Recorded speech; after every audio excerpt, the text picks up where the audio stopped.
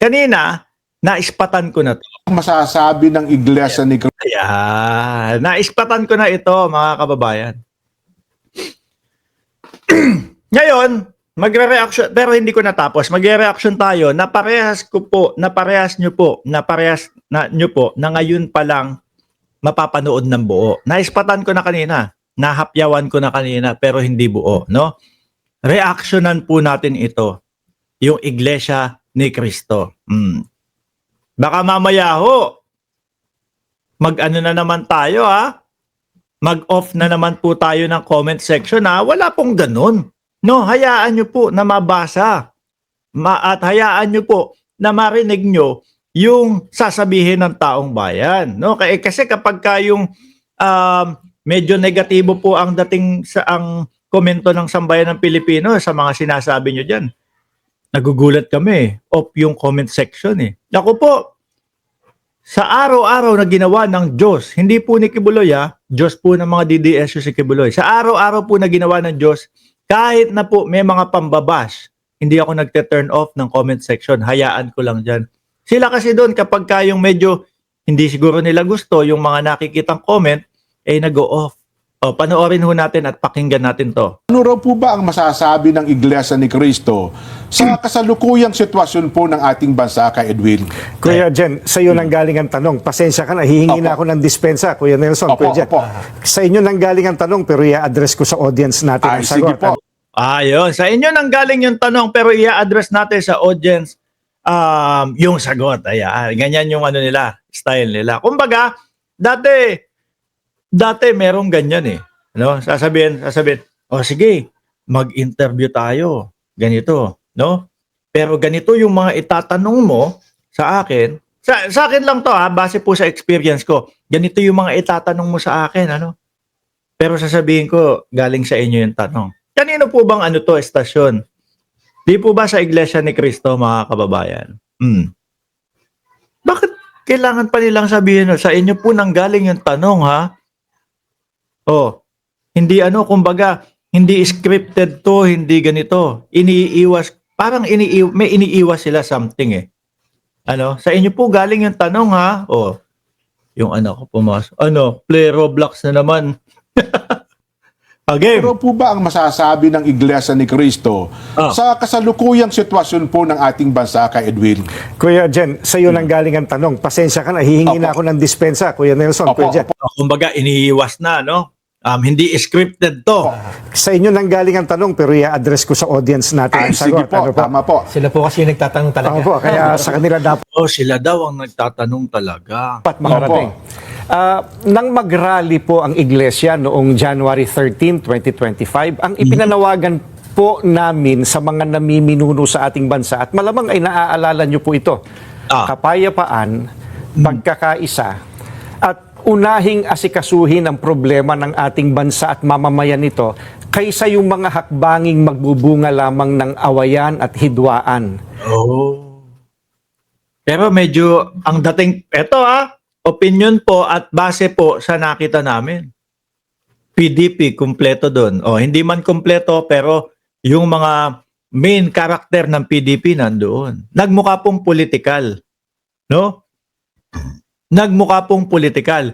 Ang tanong po namin, bakit niyo po ginamit yung salitang peace para dyan po sa rally na yan? No? Kasi Marcoleta nandoon at napakahaba nung kanyang sinasabi doon about politika po. Kaya yung peace talagang sabi namin, hindi kaya nagamit lang yung salitang peace para mapapunta yung ibang mga miyembro. Kami nagtatanong lang din galing po sa kanila yung tanong. Hindi po kaya nagamit lang yung salitang peace para po mapapunta yung mga miyembro. Kasi alam po natin yung mga miyembro po ng Iglesia ni Cristo, hindi po talaga mahilig sa usaping political yan. Baka pagka narinig nila, magsasalita si Marcoleta, nandoon sila Robin Padilla, nandoon yung mga PDP, may halong politika ito, no? Baka hindi po pumunta. Di po ba? Kaya, gamitin natin, peace na lang, peace rally. Di ba? Dahil alam naman ng marami po na ang mga ito pawang pamumulitika lamang. Oy, pamumulitika. Na ano na sila, parehas sila ng sinasabi ni Inday Sara, ni Bato, at nila dating Pangulong Duterte. Ito ay lahat ay pamumulitika. Saglit lang po hindi lang namin alam, mga boss chief amo sir dyan sa INC, no? Hindi ko po nila lahat, ano? Hindi lang po namin alam kung aware po kayo doon sa mga Mary Grace Piatos, doon po sa mga Kokoy Villamin, doon po sa, may bago pang pangalan, Miggy Mango, kay Dodong, Sandamakmak na Dodong. Aware po ba kayo doon? No? At wala pa ho kaming naririnig na sagot doon. At yung confidential funds po, mga kababayan, ay galing po yun sa tax ng bayan. Aware po ba kayo na merong mga nasasabi na babanggit na 250,000 yung rest house per night? Para masabi po natin na pamumulitika lang yon. Ang nakakalungkot po ay yung panawagang yun ng Iglesia ni Cristo tila hindi pinakinggan ng mga kinauukulan. Kaya nga po, Kuya Jen, nangyari yung mga nangyayari ngayon. Ayun, oho. Hindi daw kasi sila pinakinggan yung panawagan. Saglit lang. Medyo nalito ako. Ano? Yung yung panawagan na kapayapaan, hindi pinakinggan. Ngayon medyo mukhang tingin ko lang ho ito. Mukhang dito natin malalaman kung talagang yung black voting ng Iglesia ni Cristo, mga bossing, ay talagang gagana pa ngayon. Pagka nanalo si Marcoleta, ibig sabihin gumagana pa ang black voting ng INC. Tama ho ba ako? Kasi yan, panigurado naman na suportado nila si Marcoleta eh. Kung madami talaga ang INC, sige, isa lang tayo na iboboto, si Marcoleta lang, no? Para pumasok. Kapag hindi nakapasok si Marcoleta, ibig sabihin, wala. Sabi ni Audrey James, Sixto, wag mong umpisahan ang INC boy. Hindi ko nilalahat yung INC. Hindi ba pwede na magkomento kami doon sa sinasabi nila? Bakit mamamatay din kami? Mamamatay din kami kapag nireaksyonan namin yung sinasabi nila. Ganun ba yung ibig niyong sabihin?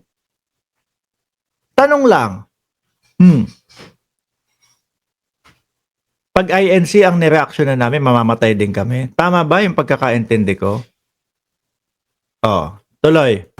Mahirap talaga yung hindi nakikinig, ano? Oo nga. Opo, Pero dapat po maging specific tayo dito. Opo, Kahit, dahil baka hulaan nila kung ang dami kasi nangyayari ngayon. Ano po yung tinutukoy nyo dito na mga pangyayari ngayon?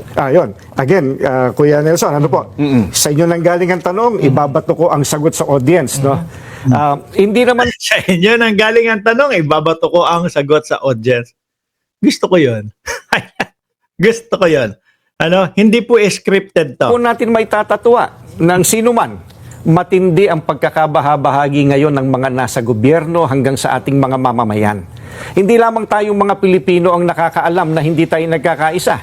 Ang nakakalungkot, maging ang mga taga-ibang bansa. Aware kaya kayo doon sa mga yung mga fake news na pinapakalat kung bakit hindi nagkakaisa ang bansa, kung bakit watak-watak ang Pilipino? Aware din ho kaya kayo doon? Isang nagmamasid sa kaganapan po rito ngayon sa Pilipinas, alam na alam nila, hindi nagkakaisa. Magulo. Oho. Malamang po, maging ang mga kapatid natin sa ibang bansa, ganyan din po sentimiento. Kaya Edwin, ano po? Sila po na nakakakita sa atin. May kanya-kanya silang opinion po. Oho. Nako, mabuti po, nabanggit niyo po yan kay Edwin, ano ha?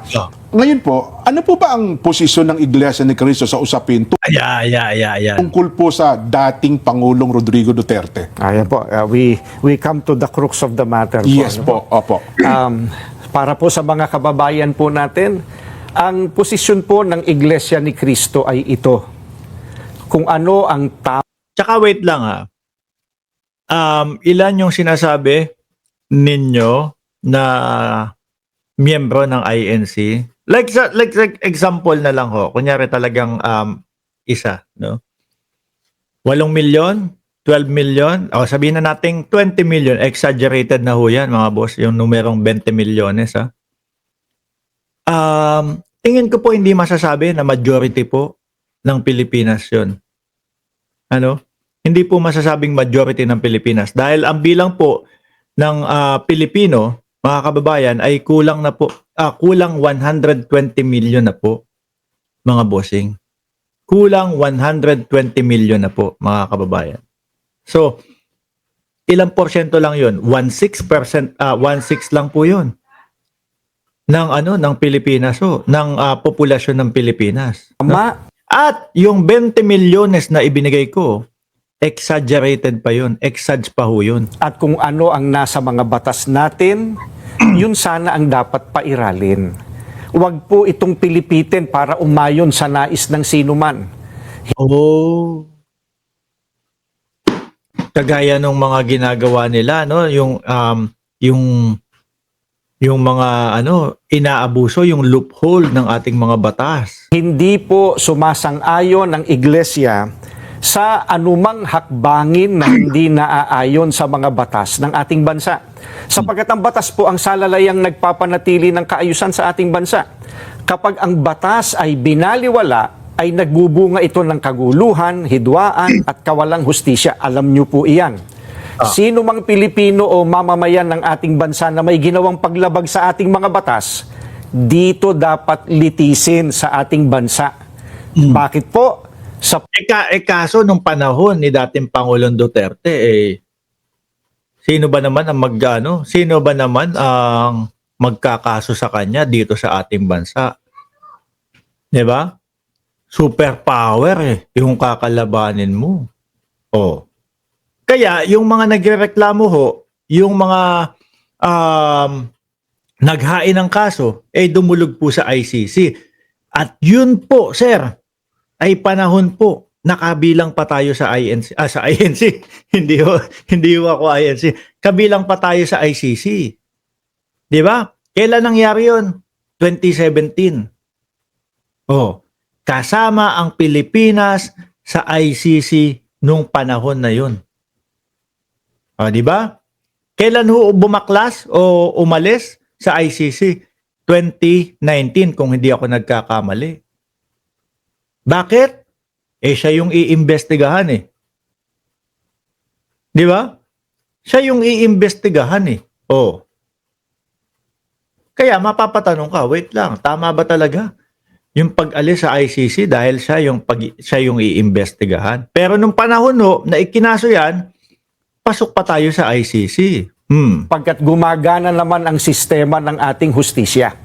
Hindi po natin sabi po nung iba, nung si Buloyski, hindi naman daw po gumagana ang hustisya. Nako, wala nang justice system sa Pilipinas. Sira na. Yun po nung inaaresto si Buloyski. Tapos ngayon naman po, gumagana ang justice system ng Pilipinas. Diba? Siguro kung siguro kung saan lang, papabor. Sinasabing wag litisin ang dating Pangulo sa mga iniaakusa laban sa kanya. Ang saganang amin po, nagtitiwala ang Iglesia ni Cristo sa integridad at kakayahan ng hudikatura para pagpasyahan ng ganitong bagay at usapin. Sabi ni Munoz Vlog, si Gold Dagal, pinabaril ng INC. Sabi ni Munoz Vlog, naku, totoo ho ba yan? Narinig ko yun na Tegi, namatay. Sumalangit nawa ang kanyang kaluluwa. Pero si Gold Dagal, pinabaril ng INC. Hindi lang ho natin sigurado kung totoo yan. Natin ay may kakayahan po na gampanan ang kanilang tungkulin, na ipataw ang tamang hustisya at pairali ng katarungan sa lahat ng sandali. Kaya, hindi natin dapat isuko ang soberenya. Wala pong soberenya ang isinuko. Isang individual lang ho ang sinuko. Isang individual lang po na yung kanyang kaso ikinaso po sa panahon na tayo ay kabilang kaanim sa INC. Sa ICC. Sorry. Sabi ni Captain 11th Division, salamat po sa inyong palipad. Roommate ko, Iglesia, nagising sa katotohanan. Ayun, tumigil na sa pagsamba. Di naman daw kasi salita ng Diyos ang nasusunod, kundi salita ni Manalo. Uy, salamat po sa inyo. Fake news now, iyak later sa hearing. Tuloy. Ang ating bansa sa iba. Yan po ang posisyon natin. Ako po, naniniwala ko, wala pong soberanyang isinuko. Si dating Pangulong Duterte, isang individual lang po yung dinala doon sa ICC. Mga boss, chief, amo, sir. Eto, may nangungulit na. Ayan, nangungulit na. Mga bossing, magpapaalam na ako. Alam nyo na kung ano gusto nito. Gusto maglaro ng Roblox. Paalam po hanggang sa muli. God bless po sa ating lahat, mga kababayan.